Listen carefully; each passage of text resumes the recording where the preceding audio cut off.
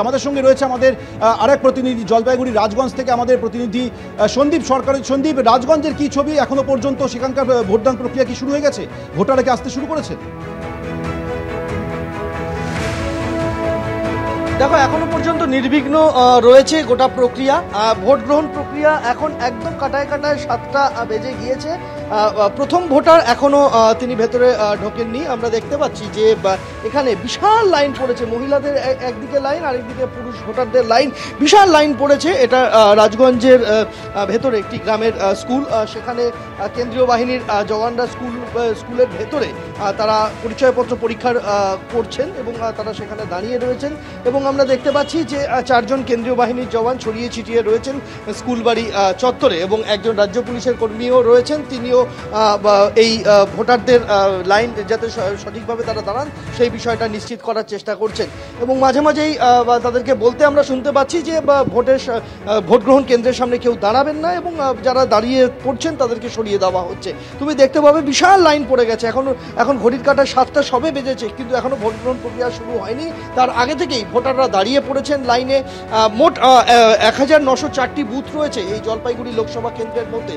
তার মধ্যে রাজগঞ্জের বেশ কিছু বুথ সেগুলি সংবেদনশীল আছে। সেই জায়গায় বাড়তি সতর্ক রয়েছে নির্বাচন কমিশন। সেক্টর এবং সেক্টর অফিসার তাদেরও আমরা দেখছি যে বুথে বুথে তারা ঘুরে বেড়াচ্ছেন, এবং রেডিও ফ্রিকোয়েন্সি স্কোয়াড তাও প্রস্তুত রাখা হয়েছে টহলদারির জন্য। তবে এখনও পর্যন্ত কোনো অপ্রীতিকর ঘটনার খবর নেই। শুধুমাত্র গতকাল গভীর রাতে জলপাইগুড়ি লোকসভা কেন্দ্রের অন্তর্গত ফুলবাড়ি এলাকায় একটি বুথ ক্যাম্পে, বিজেপির একটি বুথ ক্যাম্পে কেউ বা কারা অগ্নিসংযোগ করে এবং তাদের বুথটি জ্বালিয়ে দিয়েছিল। ফুলবাড়িতে এই একটি ঘটনা ছাড়া, গতকাল রাতে গভীর রাতে হওয়া এই ঘটনা ছাড়া এখনও পর্যন্ত ভোট গ্রহণ প্রক্রিয়া শান্তিপূর্ণ। আমরা দেখলাম যে ভোট গ্রহণ প্রক্রিয়া শুরু হলো, প্রথম ভোটার ভেতরে ঢুকলেন এবং ভোট দিয়ে বেরিয়ে এলেন।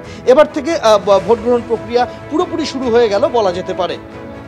অন্যদিকে কোচবিহার, সেখানে কিন্তু দুটি গন্ডগোলের খবর, উত্তেজনা ছড়িয়েছে। তোরসারচর এলাকায় ভোটারদের ভয় দেখানোর অভিযোগ উঠল, বাড়ি ভাঙচুর মারধরেরও অভিযোগ উঠেছে শাসক দলের বিরুদ্ধে।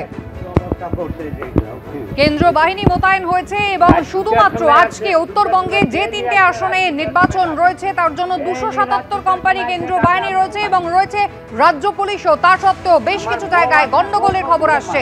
অভিযোগের তীর শাসক দলের দিকে। কোচবিহারের ছবি দেখছেন, তোরসারচর এলাকায় ভোটারদের ভয় দেখানোর অভিযোগ উঠেছে, বাড়ি ভাঙচুরের অভিযোগ, মারধরের অভিযোগও উঠেছে। আর অন্যদিকে কোচবিহার জেনকিন্স স্কুলের বুথে উত্তেজনা ছড়ায়। বুথের 100 মিটারের মধ্যে মুখ্যমন্ত্রীর ছবি রয়েছে, তৃণমূলের পতাকা। প্রিসাইডিং অফিসারের কাছে বিজেপি অভিযোগ জানায়। সেই অভিযোগের পরে ছবি আর পতাকা দ্রুত সরিয়ে নেয় তৃণমূল কংগ্রেস। সেই মাটিতে আমার বউকে